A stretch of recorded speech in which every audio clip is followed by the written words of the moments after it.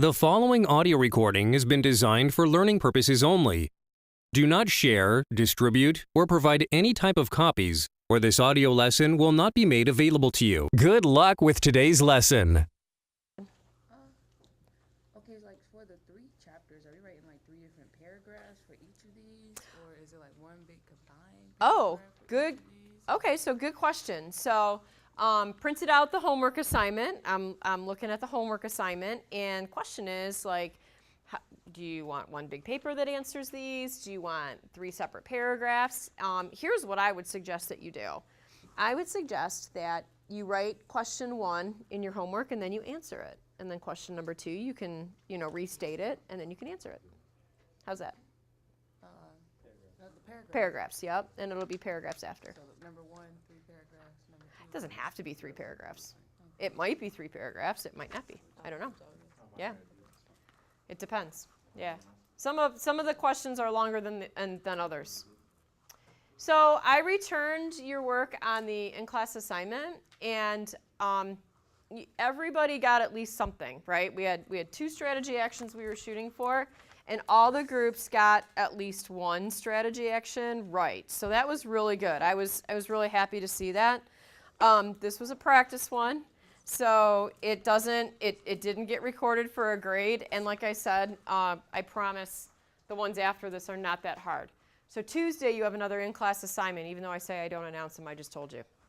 So you have an in-class assignment on Tuesday, and you're going to be working to solve a problem, an HR-related problem, related to employee relations and discipline, which is what we're talking about today. So we're gonna introduce a few concepts, and you're going to work on it on Tuesday. So always remember in your in-class assignments, just making sure you have the correct answer, making sure it's complete, and you'll spend a majority of your time on Tuesday working on that. Some of them can actually be quite complex, but they're really good representations of the types of problems that you'll have to solve in the workplace when you're a manager. So let's dig into some of this content about employee relations. Employee relations is kind of like what we're after with all of this HR stuff. So remember, the whole point of the HR management function is to find and keep good people. Well, in order to keep good people, we have to develop a good relationship with them, and that's where employee relations comes from. And it's made up of a lot of different things, and we're going to break that down a little bit so you can, just sort of identify the different components of it. But you know good employee relations when you see it, and you know when there's poor employee relations because you see it, right? So some of you might work in workplaces where there's really good employee relations. And how do you know? Because managers keep you in the loop, and people think, the manager acts in a fair way, and we celebrate or we recognize when somebody does a good job about something. Those are all indications where we would know that the relationship between the employer and the employees is positive. And then on the opposite side, we would know when it's not positive, right? There's a lack of communication, people aren't in the know, they're not all on the same page, they don't all act or behave in a consistent manner so that we can achieve our goals. And so we see where poor employee relations exist as well. So the only, my biggest point in all of this is that this is sort of like what we're aiming for in our relationships with our employees, because that's how we build engagement. And remember, engagement is super critical because it's how we work really hard to get things done to achieve the strategy that we just talked about in chapter 3.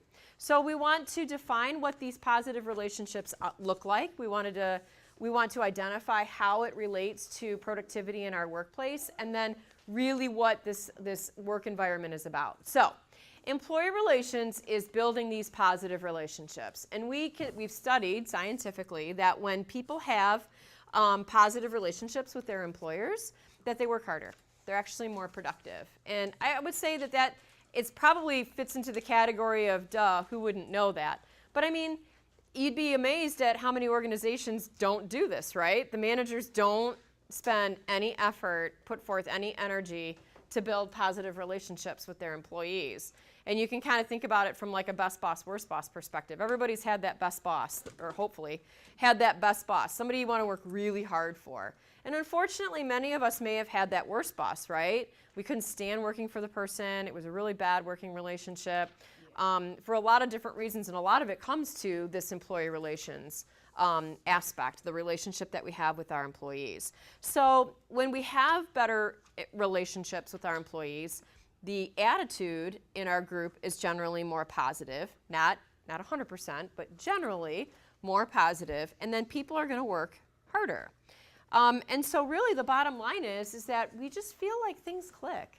Like coming to work is decent, it's good, it's hard, it's stressful sometimes, but it's a good thing, and we feel like things click, right? So hopefully you've had the experience, or you're maybe in it right now, where you feel like things just click. And a lot of it ties back to this relationship. Now, like I said, employee relations is a really complex topic. It's made up of all of the aspects of a relationship between an employee and their employer. But we got to break this down somehow. We've got to figure out what makes good employee relations. So there's 5 things. Boy, that sounds like a list and describe, doesn't it? List and describe the 5 components of a good employee relations program. I have no idea if that's a question on the exam, but it's a question on the study guide? Oh, there you go. So yeah, that to me looks like a perfect McLean question she threw on an exam. So let's define what these are. Let's dig into a little bit about what they mean, because it's actually the rest of our chapter here.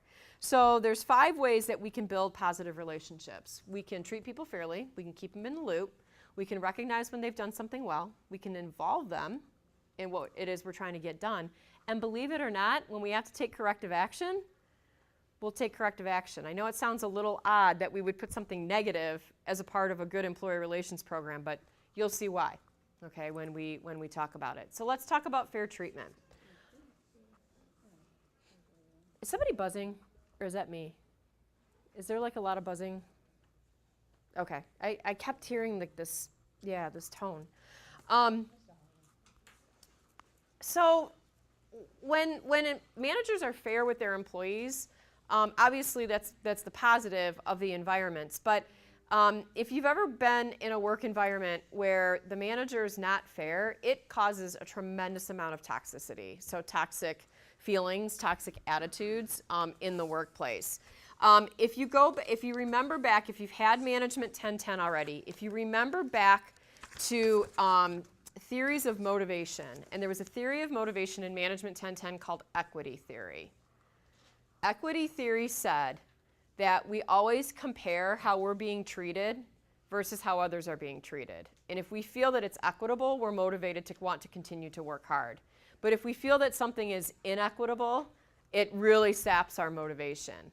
And that's really what fair treatment is all about. It relates right back to that feeling of your employees being motivated in the workplace. And so that's because of that equity theory. So why would you want to be fair? Because people expect you to, because they expect to see that equity in the workplace. So you can't be treating different people differently if they have the same expectations, because people pick up on that. Do people pick up on that quickly?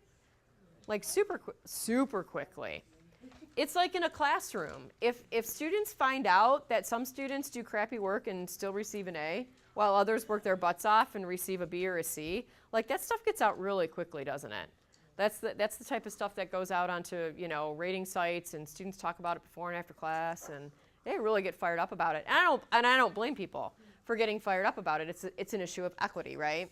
And so we see this in the workplace. So if we trust people, if we treat them with respect, if everybody has the same rules, it just really kind of makes sense, doesn't it? But we see a lot where that absolutely doesn't happen. And when managers are unfair, it causes a ton of tension in the workplace. It causes all of those toxic attitudes, okay? One of the things that is a representation of unfair treatment is this sense of bullying. And I don't necessarily mean bullying from I guess I kind of do, like the whole middle school, high school version of bullying. It actually happens quite a bit in the workplace. There's a lot of unfair treatment that can be considered bullying behavior in the workplace. And according to recent estimates, over a quarter of us have actually experienced bullying behavior in the workplace. 3/4 of us have seen it. That's a big deal. That, again, I mean, talking about sapping motivation, right? Talk about sapping positive attitudes when that happens. It's actually a really, really big deal. So we want to make sure that everybody's treated fairly, but we also need to do it in a way that reflects our best interpersonal skills. And that even when the environment's stressful, yes, even when the environment's stressful, sometimes work can be really serious, but it doesn't eliminate the need for us to treat each other with a sense of respect, okay? The next component is communication, and this is really simply just keeping people in the loop. I worked for a boss that worked in the same department, physically in the same space as us, and kept this door closed. All the time, 100% of the time. It was the weirdest thing. We all worked in the same space, and as the boss, sometimes you actually do have to close the door. Because sometimes, once in a while, maybe there's a meeting that you have or a call, and maybe it is about something that the team just can't know about yet. And so you really can't say anything in front of your group. But this was just every day, from the morning until they left. At the end of the day, door was closed.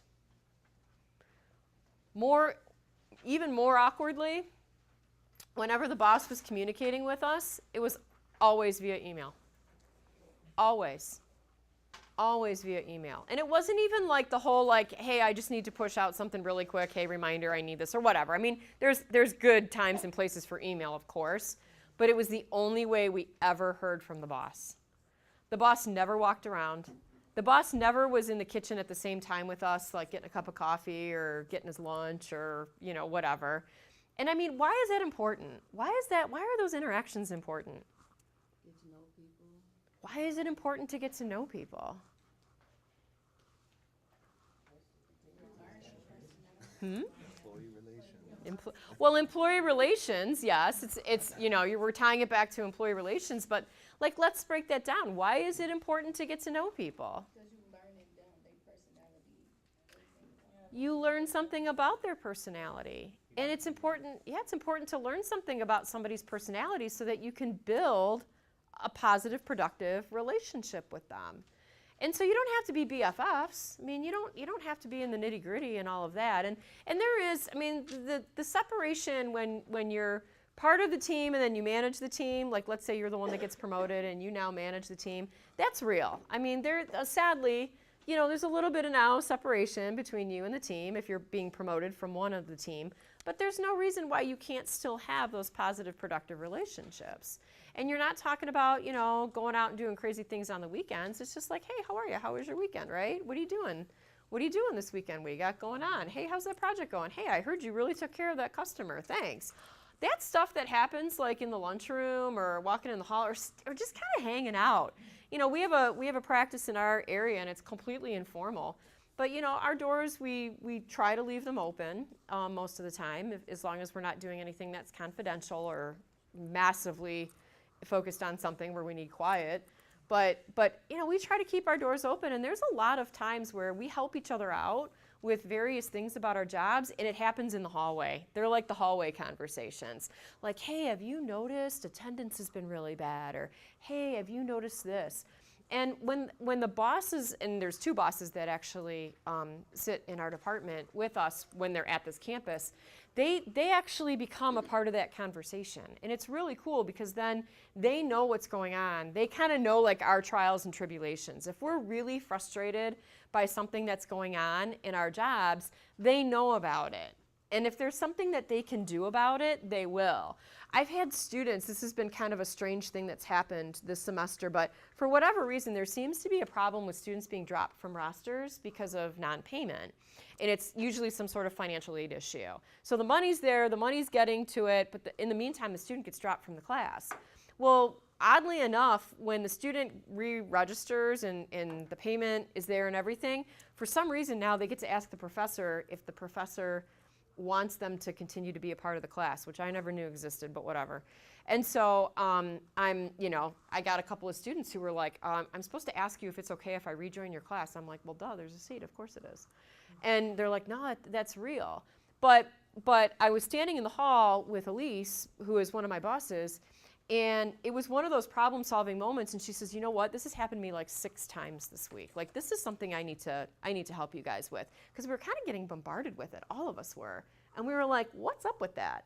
Because at a college level, the college isn't real good communicating. It's a bureaucracy, everything moves slow, and we're just not really good communicating in our school. And a lot of companies suffer from that. But our boss, who we really appreciate, was like, hey, you know what, this is kind of a thing. I need to do some problem solving. I'll get back to you. And I'm confident that she will, now that she knows that this is bothering us, that this is a problem, she will go find out something about this, and she'll send us an email, because we're not all in the same space at the same time hardly. She'll send us an email and she'll say, hey, here's what I found out about this. So keep doing what you're doing, or good job, or whatever. I'm on your side, like whatever it is. We really appreciate that. Your boss that does that takes the time to say, what's going on? How's it going? What's going well? What's been frustrating? Is there anything that I can do to help alleviate some of that frustration?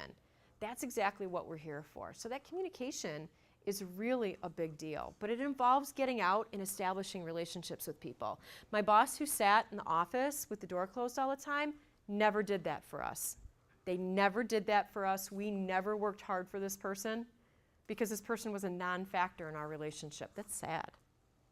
The third component is recognition, and I got to admit, when I first started talking with students about this, it always felt like a little, I don't know, cheesy. I'm like, ooh, a Hawaiian shirt day or employee of the month. That always seemed to be a little cheesy to me. But then I kind of thought about it. And I thought, well, there isn't an employee on the planet who doesn't want to be recognized when they do something well. Like that's like a universal thing. Employees just like to be recognized when they do something good. And it doesn't have to be a big ceremony. It can literally be, you know, we're talking and you notice that I did something well, and we're standing in the kitchen, and you can say, you know what, I saw that. That was great what you did. That's awesome. Like, you know, we should make a change based on that behavior that you had, because we need to do that with all of our customers. Good job, right? And so that's actually something that obviously requires communication. Some of it can be really formal, though. It can be part of our rewards programs. We want to catch people doing really, really good things. And we want to tap into our culture here. We want to do what works for our culture. So that's something that we're tapping into, another aspect of the organization. And however it is that we recognize people, we want it to fit. We want it to fit with their attitudes. So if you have a group of people who work for you that, you know, they all have this, let's say, affinity for time off because they're Gen Xers and they want flexibility in their schedule, you know this about your team. And if somebody does something really great on a project and just goes above and beyond, and you said, you know what, you worked your butt off on this on Friday, why don't you just take a half a day on us? Like, that person's really going to appreciate that. Why? Because it's meaningful to them. You could give them a $10 Subway card, right? You could, but unless they're like really nutso about Subway, they might be like, oh, thanks. And then it becomes like Hawaiian shirt day, or, you know, a silly ribbon or something like that. So the point here is that you have to know your employees to recognize them effectively. Okay. The fourth component is involvement. Always try to involve your employees when you're solving problems. They're the ones that probably have the answer, first of all. I love when my college tries to solve a problem for me but doesn't involve me in it. Hey, professors, here's what you need to do in your classrooms with your students. That's great. You have no idea what we do in our classroom. Like, involve me in it, right? Tell me what the problem is, or let's get an agreement on what the problem is, but then make me a part of the solution. We're actually working on that right now. This is actually a really good example. Everything at our school is done by task forces and committees. So I was just voluntold to be on a task force for, voluntold, that's a thing. I was just voluntold to be on a task force for academic integrity. And it's a big deal. You hear us talk about it all the time. And we wanted to, the dean of learning here wanted to get a bunch of us together to try to make strides. And we're actually off to a really good start. And the first thing he said in the meeting was, I really appreciate you guys all being here, because you guys are the ones that deal with all of the issues. And so we need to put We need to put policies and practices and procedures together so that you can help take corrective action with students who experience violations of academic integrity. And we know it's important to you to do that because we know the students who don't violate academic integrity policies, they rely on you to do the right thing, right? They want that fair treatment. So if I'm cheating and you're not, you want to know that the professor is going to take action against me because you're working your butt off, right? And that's a good thing. And so they're involving us in how to solve those problems. Why are we so critical to that equation? We're the ones who experience it. We're the ones who get the similarity scores back and turn it in and say, uh-oh, this came from Chegg. And we're the ones that approach the student. And we're the ones that say, possibly when a student has, violations that are serious enough, they can fail a class. And so, we're the ones on the front lines. How many times at your work does somebody try to solve a problem, but they don't include you guys in it, right? All the time. It's like... Or they act like it's so easy, like they've never done it. Right. Like, I think every manager in every position, every company should have gone through every single of the staff positions. Ah. What you're going through. Because they make it sound so easy. Like, well, it should be like this, oh, should it? Right. Good talk. Right. Thanks. Yeah. 'Cause in all seriousness, what happens? They roll out this procedure, and y'all look at them and go, okay, thanks. And then what do? You literally go back to doing what you were doing before. Exactly. And so, right. And maybe there's a good reason for that change, but there's a disconnect there, right? There's a disconnect. Why? Because you weren't involved in the problem-solving phase with that. That's a big deal. Employees are super proud when they can help solve problems too. It's hugely motivating. Why? Because it goes back to that, what I do is valuable in the workplace, and we like to know that what we do has significance. And when we solve problems, we know very quickly, very directly, that we are involved in something significant in our workplace. So involvement is a big thing. So that's number 4. So we've got fair treatment, we've got communication, we've got recognition, and involvement. The very last one is the one that's it's counterintuitive. Like, if you want to have positive relationships with your employees, you have to discipline them, huh? Really what that is that if you want to have positive employee relations, you have to take corrective action when it's necessary. Why? Going back to the fair treatment issue. People expect you to be fair. So if somebody's performance needs to be corrected, if somebody's not doing something the right way and what their behavior needs to be corrected, everybody's relying on us to do the right thing and to take action with that individual. So there are times when actually these more serious interactions become really, really important to positive employee relations. And that's fair discipline. So any type of policy, any type of rules, or any type of approach to discipline in a company should be about 3 things. It should be about the rules and the regulations, it should be about the penalties themselves, and it should be about the ability to just check and balance each other, make sure everything is working the way that it should. So we call this the 3 pillars of fair discipline. Remember, people want to be treated fairly, even when it involves discipline, especially when it involves discipline. And so in order to be seen as a fair employer, a fair manager, when you do take corrective action, it's got to be based on these 3 pillars: the rules, the regulations, the penalties, and the appeals. First of all, you got to tell people what the game rules are. They don't know if they've broken a rule unless you told them what the rule is to begin with. Make sense? But how many times did we find out we broke a rule and we had no idea what the rule was? That happens to me constantly here. I break rules constantly here, I got to admit. I'm a great professor. I'm a terrible employee. I break rules all the time around here, and I don't even know. And they're like, you can't do that. Oh, okay, sorry. Sorry. I say sorry constantly. 10 years, and I'm still doing that. I don't know why. And so, because we have so many rules, and it's impossible to know them all. Different problem. But employees will behave. Employees will follow the rules, usually, if you tell them what the rules are. A few won't, but most of us will. Most of us want to do the right thing, okay?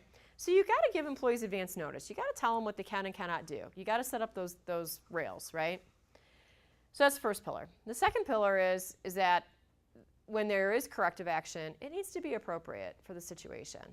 So let's take a classic example. Classic example. How many people in your workplace you deal with employees or you see employees that are chronically late?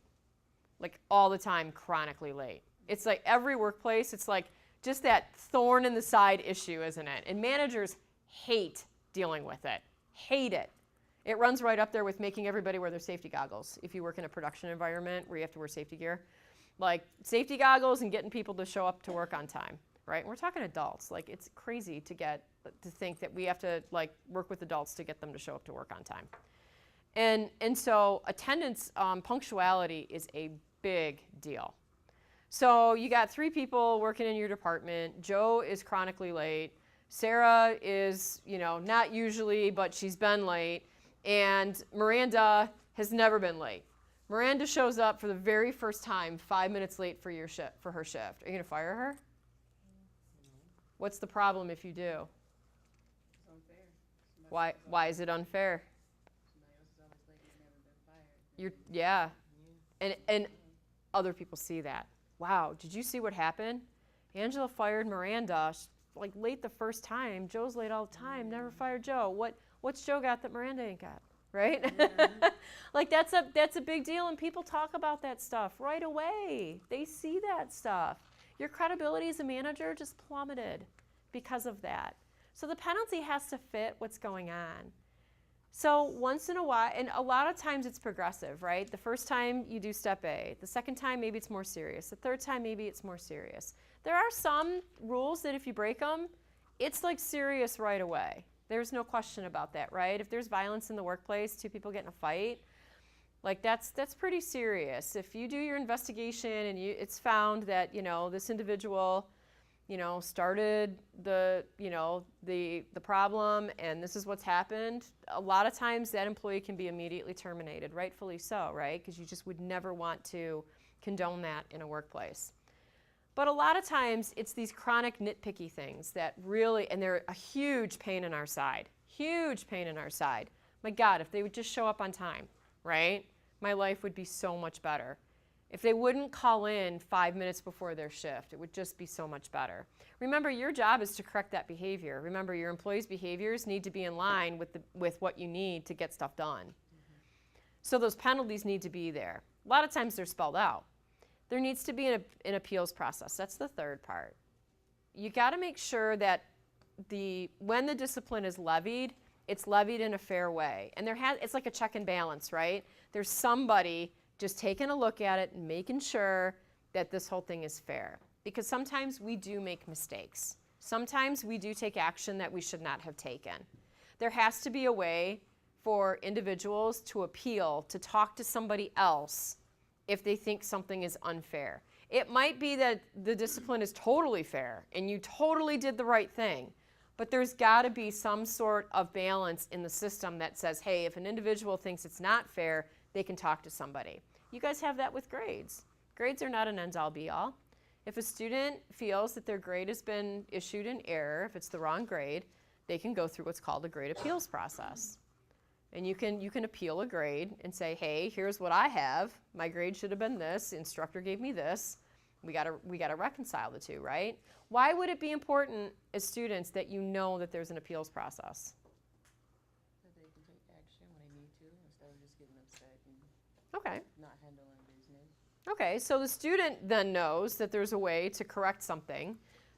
In this case, the professor knows that it's on them to be accurate in the first place, right? Yeah, that we take that seriously. It's the same thing with the manager disciplining their employees. Employees know that they have somewhere to go, right, if they're questioning this. And then the managers know that the company expects them to be fair about this stuff. One of the things that a lot of companies have been doing, especially for these chronic issues, coming in late or not wearing safety equipment or something like that, is what we call discipline without punishment. And this kind of fits in line with what we have as progressive penalties. So let's say that we've got Joe that's been showing up 5-10 minutes late for every shift, and it's really annoying, and we've got to correct Joe's behavior. Joe needs to understand that it's on him to get to work on time and be ready to go. So the first incident, the first time it happens, or the first time we decide to to confront Joe on this, we might do something like this. We might call Joe into the office. We always talk about this privately. We never talk about it in front of people. We always call Joe into a private area to say, hey Joe, I'm here to talk to you today about a type of behavior that I've noticed that we need to work on improving. I need you to work on improving. I've noticed that looking at your time cards, you've been coming in late most days, 5 to 10 minutes. Here's why it's important for you to be on time. And then you list your reasons, why it's important to be on time.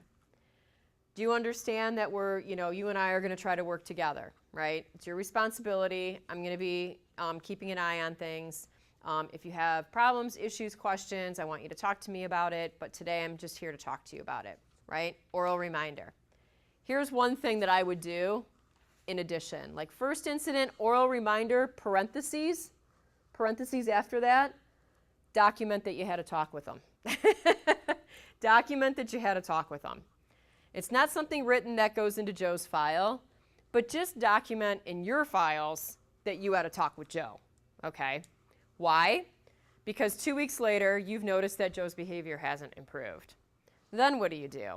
You sit down with Joe a second time, and you say, Joe, it's been 2 weeks. Here's what I've noticed. Unfortunately, your behavior has not improved.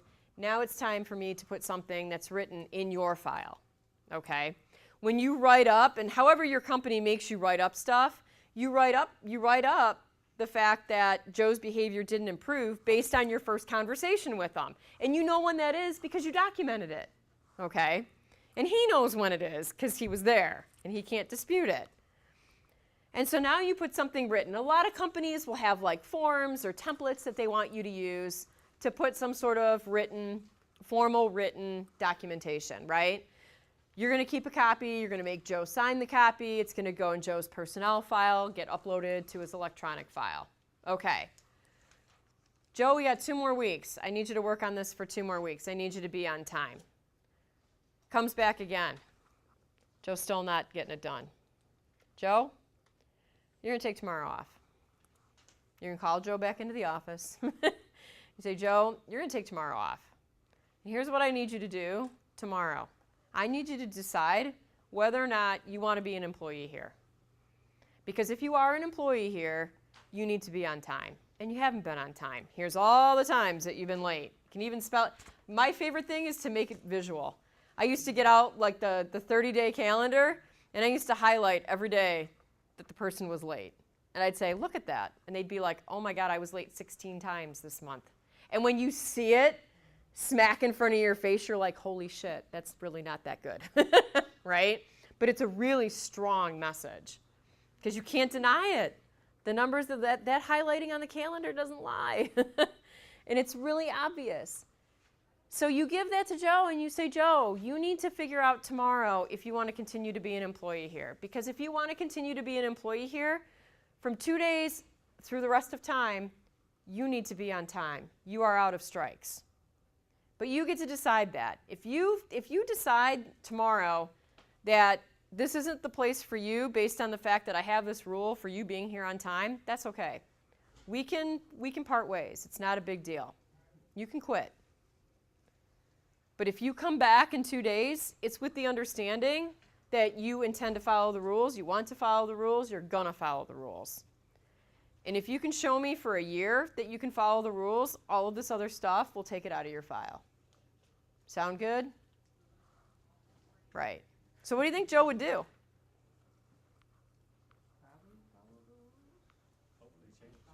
It depends. Yeah, we don't know. Joe may not come back.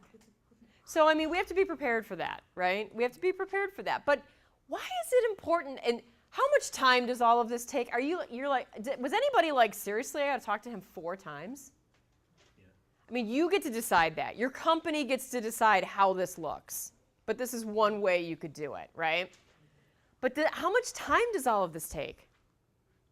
A lot. This takes time. I mean, if your company is good enough where they have templates and you know how to write this stuff up and you have support from your HR department, like this cannot have to take half your day. It doesn't have to take your morning. But if you don't have a lot of that framework, it is going to take some time. You got to figure out how to write up a written warning and all that good stuff. Okay, so it just depends on what your company has, all the infrastructure that they have in place for HR stuff. But is it worth the time? Yes. Why is it worth the time? Have a structure to make sure they know what's going on and make sure they follow the rules to make sure everybody's seeing example. Oh gosh, there's like 4 reasons there, right? So we want to go back to fair treatment, right? It's fair to treat people the way they deserve to be treated, obviously to be respectful, but remember, everybody's expecting us to correct this. You would be so mad at me if you knew that somebody was turning in others' work and I knew it and you knew I knew it and I didn't take any action on it. Y'all would be like, that McLean, she didn't take the stuff seriously, man. Why should I work so hard in her class, right? Because it doesn't matter. Everybody in the workplace does that too. So everybody else is looking at you. So you're not just sending a message to Joe, you're actually sending a really important message to the rest of your team, and they appreciate that because as they're showing up on time and they're dealing with Joe showing up late all the time, they're grateful for the fact that you've been willing to take your time to try to fix this. And even if Joe leaves, does it affect the rest of your team? Yeah. Because now everybody's got to chip in and make it work. But I guarantee you, they're going to be okay with that. They know it's short-term pain. They're like, thank you. This was dragging us down. Yeah, absolutely. Those aren't easy conversations to have, though, folks. Has anybody ever had to do this, where you've actually sat down with an employee and said, I'm writing you up, or whatever the case is? Terrence, you're nodding your head. Yeah. You've had to do this. Was this military? Both. And civilian. Okay. And the only reason why I bring that up is my guess is that military, there's a lot of structure, a lot of rules. It's not a secret or a guess on the steps that you take, right? It's not. Yeah. Yep. In civilian life, in private sector, each company's different. So In the military, each branch is different. not even a branch, like wherever you go. Okay, so maybe each station, where you're stationed, where you're stationed. So each location might be different. And it's probably like in companies, right? It just depends on who's in charge. They do what they want because they're the ones in charge. So it pays to know what your company's policies are in this area to work with your HR department. When I worked with managers and supervisors on this, I was happy when somebody came in. Because why? Well, because I also had plenty of supervisors and managers that would come in, and I always knew how my day would go if it started out like this. Hey, Angela, do you have a minute? Which meant my next 3 hours was probably taken. And somebody would come in and say, hey, Angela, you got a minute? Yeah, what's up? I want to fire somebody. Oh, okay. Cool, right now? Yep. I want to fire him right now.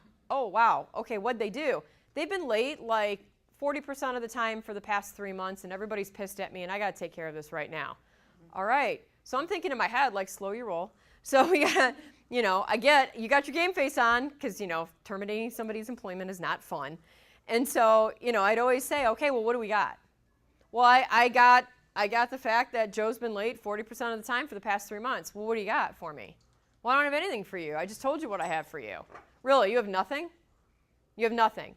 When have you talked to Joe about this? I haven't. Okay, guess what? Where do they need to start? What? No, it's already been 3 months. I don't have time for this. Oh, yeah. Oh, yes, you do. If you want to fire. Why would I make the manager's job so torturous by making them go back and start at the beginning on this? We're going to do it wrong next time. Yeah. What happens when you fire somebody inappropriately? You get sued. So the company gets sued. Do you get sued as a manager? You can. You can. I was never the popular person when I told the manager, that's nice that he's been doing it for 3 months. Guess what? Clock starts ticking now. Here's what you need to do. Oh, they'd be like, are you serious, Angela? I mean, I've had people swear at me. No effing way. This is terrible. Why are you making me do this? I'm not making you do anything. Here's the, we have these rules for a reason. We have these procedures for a reason.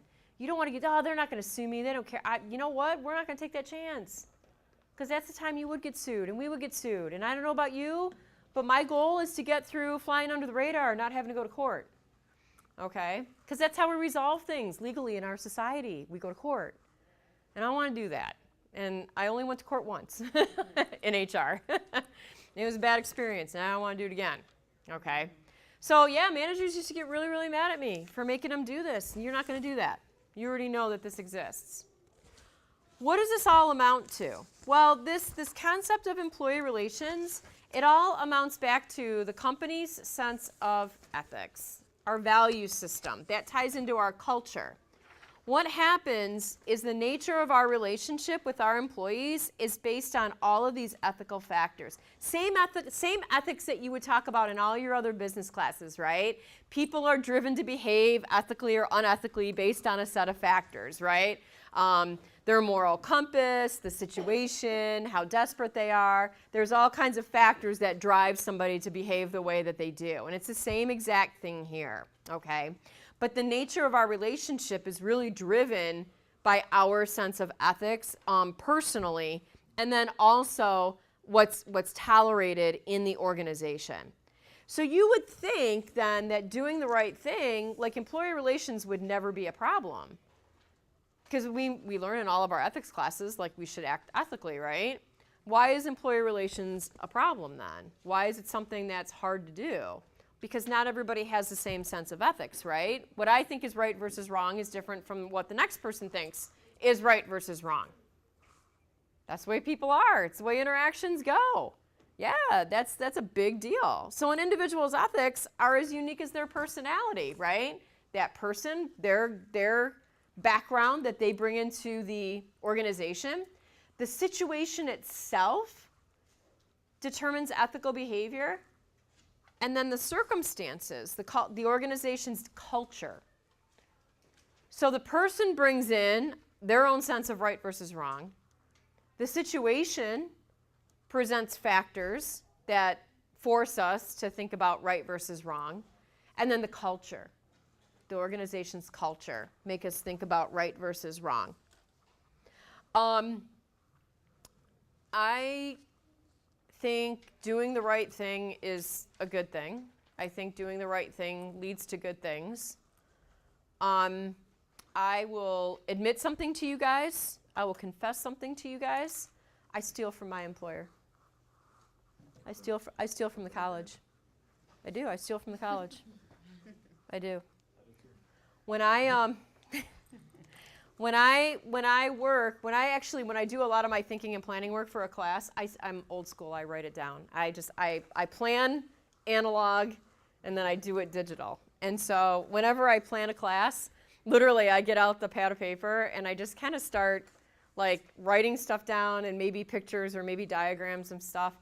And I can't remember the last time I bought my own pad of paper. I have all kinds of folders at home, my lesson plan folders, my class folders. I'll take a stack of folders home. All the time. All the time I do it. Now I don't tend to use them for my other stuff in my house because I use enough of them for my job. Is that a problem? Am I in trouble? Well, no, everybody knows. I just told you guys. You guys all know. Not only is she McMean, but she steals crap from her employer. Holy cow. Why would I ever take a class with her? Well, I mean, I don't think it's a big deal. I don't think the situation warrants anybody to be alarmed about it. First of all, I'm expected to work virtual. When I'm not in the classroom, like conducting a class or in my office hours, I'm not required to be on campus. Frankly, they don't even want to see me. So I have to be on campus when it's contractually required. So if I'm in a class teaching, I'm on campus, and my 5 office hours per week, actually 4 of them are here, 1's online. And so I have 4 hours plus the time I'm in class that I have to be here. So most Mondays and Fridays, I'm not here. Because Mondays, I don't have any classes on campus. And Fridays, I don't have any classes on campus. And unless there's a meeting, I'm not here. So I'm expected to get my work done wherever, right? So what do? Fridays, I do a lot of my grading. Monday, and prepping for the next week, I turn that around. Fridays, I do most of my prepping for the next week. Mondays, I do most of my grading. And I do it at home. And I use my own internet. And I use my own computer. So there. I'm taking some folders. Right? Do you know at one point our IT department told us we could not ever use the internet for anything personal ever? And we were being monitored for it? Never so much have I wanted to send an emoji to my IT department. You can guess which one it was, right? I was like, good, then I'm going to send you my internet bill. Because I pay for my own internet at home, right? I get Comcast like everybody else does, or AT&T or whatever it is, right? And so I conduct all kinds of work when I'm at home, and I use my own resources for it. And they were trying to tell me that they didn't ever want to see anybody with a personal application open. I'm like, A, define that. I use Twitter for my Management 1010 class. Go check out my hashtag, those of you who had my 1010, right? You know that. Hashtag Management 1010. I use my Twitter for work. I actually don't use it personally. I connect with students on LinkedIn all the time. Actually, I have quite a few students who try to connect with me on Facebook, although I'm never out there. I read the Wall Street Journal at lunch. I totally admit it. I think it makes me a good professor, actually, to keep up to date, right, with stuff that's going on. Oh, by the way, that's my own personal subscription to the Wall Street Journal. That makes me a better professor, too.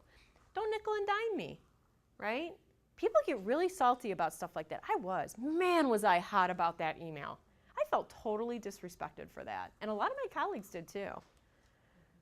Like, we're going to track the supplies that you use. Really? Because then I'm going to track all the things that I use. Why would you want to do that with people? Right? Why would you want to get to that level where you're having to split those nickels like that? Ethical behavior, we know what right versus wrong is. It's the big picture things. Don't make people do things that they know that they can't do. That is the number one reason why people behave unethically to begin with, is because you set it up that way. Not you personally, but maybe your employer sets it up that way, right? Do not pay people based on the number of accounts that they open, because they'll open fake accounts and to make the unreasonable goals. That's what happened at Wells Fargo, by the way. That's why they fired 5,000 employees. They're a big bank, not around here, but everywhere else they are. They fired 5,000 employees who were opening fake accounts on behalf of customers without their knowledge. Why? Because management said, success equals more accounts. And then managers said, you have to open 652 accounts every single month. And employees were like, dang, that's too much. There's no way we could possibly get that done. I don't care, get it done, get it done, get it done, get it done, get it done, get it done, get it done, get it done, get it done. What do you think people did? I'm just going to open this account. I'm just going to open this account. I'm just going to open this account. People behave unethically a lot of times because we force them into it. Don't do that. Easier said than done. But don't do it. Secondly, don't ask your employees anything to do anything that you think is unethical that you wouldn't do, right? And you have to role model behavior. You can have a policy, but policies don't mean anything unless you take corrective action when it's necessary. A lot of companies have really nicely written ethics policies.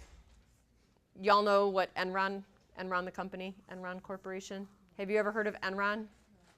Students, if they've heard of Enron, maybe from other business classes, they were a company that was really popular in the late 1990s, early 2000s. They were an energy company based in Texas.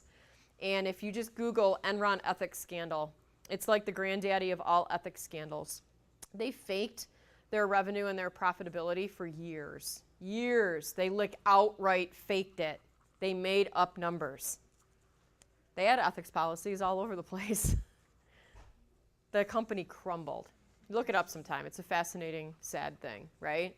If you don't enforce rules, none of the rules matter. You can actually screen people for their ethical behavior. You can, right? You can come up with some situational questions. What would you do if? Have you ever been asked the question, what would you do if you found $20 sitting on the floor in the store? Yeah. A lot of people have been asked that question in their interviews, right? What would you do? What they're doing is they're testing integrity. They want to know that they're hiring employees who are going to do the right thing. Now, it's debatable whether or not you can plant an answer that you think is the right answer, and maybe that doesn't coincide with what your ethics truly are. But that stuff comes out eventually, so it doesn't really matter. So we've got our little top 10 here, but I think literally, if you were to break it down, number one is that first point. Don't make people do stuff that's unethical. Just don't make them do it. It's not necessary. If you do the right thing, good things happen, right? Okay. So a company that you do want to work for, though, is a company that creates these positive employee relationships. Why? Because it helps produce trust. And trust is necessary for successful leading. In our capstone course, we study leadership. Students actually, they do leadership, actually. They are leading. They're putting together a leadership project. And it's one of the cornerstones of what we study about leadership. People aren't going to follow you and work really hard for you unless they trust you know you're doing the right thing. So do it, right? And tell employees that they matter. And when you make decisions, think about them. Like, really think about them. Don't say our employee is the most important thing to us. Like, actually behave that way, or else don't say it, okay? Your HR people have a lot to do with this part. Your HR people are the ones that meet with the senior leaders, and they help create the culture in your organization. As individuals, you all have a right to work in an organization that aligns with your values. Don't forget that. As an individual, you have a right to work in an organization that aligns with your values. If you don't know what your values are, take some time and think about those things that are important to you. What's your bottom line? What would you be willing to stand up and fight for? Those are your values. And if you work in an organization where their values don't align with yours, it's probably one of the reasons why somebody would hate their job so much, is because it's so stressful. You have the right to work for an organization whose values align with yours. And in today's job market, you can change that, right? If you discover you work for an organization that their values don't align with your personal values, fix it. You have the opportunity to fix it. Okay, how are your study guides looking? So you might have some definitions. If you can do some listing and describing, if you can write some examples of stuff, I think that's super helpful in the study guide. I want to talk for a minute. Do I want to talk for a minute about this? Yes, I do want to talk for a minute about this. I want to talk for a minute about the exam. The exam's a week from today. And we've concluded all of the content, right? Talking about the concepts in Unit 1. So you could conceivably get started also on this study guide, right? In addition to working on your Carter's case. So how would you go about putting together a crib sheet or a cheat sheet for this class? I think that's a good question. Has anybody ever put a crib sheet together in the past? What have you done? Definitions. Okay. So definitions are some of the good things that can go on an examples. So definitions and examples are good things that can go on a study guide. Does anybody have something to add to that? Something that they put on their crib sheet? Gino? All the things that you say, oh, these could be possible. I appreciate the fact that you drew such a straight line there. Yeah, if McLean made a big deal about it and spent far too much time on it, in your opinion, it's probably something important, right? It's always a good signal. Anything else? I'm going to add something to your list, and I think it's an important one. I'm pulling up the study guide right now. Okay. So see how in chapter 1, what's human resources, what's human resource management? That sounds like a definition to me, right? HR management equals blah, blah, blah, whatever Dessler said in the textbook. Great, lovely, super. That helps you understand it. If you can write it in your own words, it's even better, okay? The next point on there, why is HR important to all managers? And I have in there are 4 reasons, right? This is an example of something that if you put it on your crib sheet the right way, I think it's really super helpful. If you put on your crib sheet, HR is important to all managers because 1, 2, 3, 4. I think that's super helpful because it helps put context to what is important about that point. If you just put the 4 points on there, you're not going to know what the main point is, right? You're not going to know that those are the 4 points of why HR is important to all managers. See the difference between the two? There's a big difference between the two. Crib sheets that have a list of vocabulary usually don't help students as much as they had hoped on a test. You've got to have some of the context of what's going on in the chapter, okay? That's where your examples come in, and that's where your list and explain, right? there are X number of trends that are affecting human resources management today. And I would put it on my study guide that way, all right? Obviously, there's some definitions here. That's great. What is employee engagement? That's a huge concept. Yeah, you can write the definition down from the textbook, but I think examples are way better as well. So adding to that. A point where I think you should all start is the study guide. The study guide is a guided note system. So what I've done is I've said, these are the concepts when you leave the class, I want you to have a good working knowledge of. There's other stuff in the book that isn't on there. And so I've decided that these things are the things that are good to have knowledge of. I think this is where you start with your crib sheet. And the more that you put on this, the better your crib sheet is. So that kind of lends itself to taking this as a Word document and starting to manipulate it. If you want to do that, if you want to type out your crib sheet, you can. It's not a problem. Your crib sheet is one 8.5 by 11 sheet of paper. This is an 8.5 by 11 sheet of paper, 8.5 inches by 11 inches. Front, back. Landscape, portrait. Some people do landscape. Some people put a ton of time into this.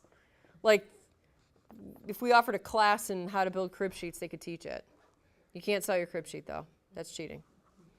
Okay. Two-sided. You cannot staple sheets together, though. That's my only thing. Other students before you have wrecked this for you. I had students that were stapling sheets together, and they were tucking stuff inside. Now I don't trust. I've been scarred. I'm sorry. I apologize. I'm bringing baggage into this relationship. I know, you're like, dang, shouldn't trust anybody. Yeah, apparently not. Okay. So if you print your crib sheet, that means you got to figure out how to get the same piece of paper to go through the printer twice, okay? I warned you, and if you're going to try to do that at the library 5 minutes before the exam, you're going to be really frustrated because I don't think the people in the library will help you do that, okay? So don't come in here 5 minutes late running from the library saying they wouldn't let me. Yeah, no kidding. They don't let you do that kind of stuff. So you got to figure that out. You can handwrite on this. I'm cool. Some people are very much in favor of handwriting their crib sheets. Why? You can use all like the paper itself. So when you type, You got margins.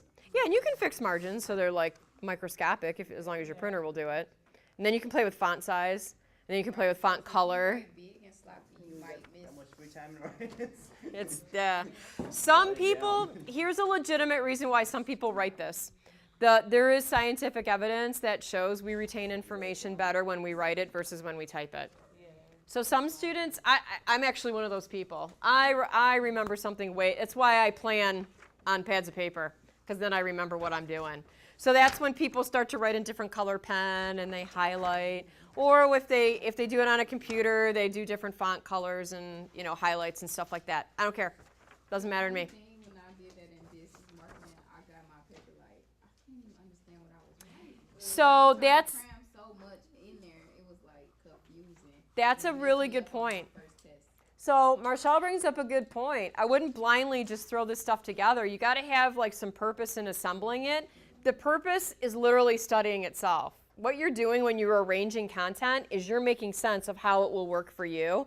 That's actually a way to learn material. So that's a really good point. Put it together in a way that's going to help you, okay? This takes time. You can't do this like the night before the test. This takes a little bit. I mean, you can. You're going to be really frustrated, and you're probably just going to end up with a list of definitions. Maybe not even for all 3 chapters. So I warned you, okay? So don't leave that to the night before. Plus, you have a Carter's case, and you don't want to have to contend with doing both of those at the same time. When you come in on Tuesday, you're going to have an in-class assignment on this employee relations topic that we talked about today. So if you could have some good notes put together, we're going to get started right on that. It's a fairly complex issue, so we're going to work a majority of our time on that. Anything else? Wow, look, bonus time. Great weekend. Good luck with today's lesson.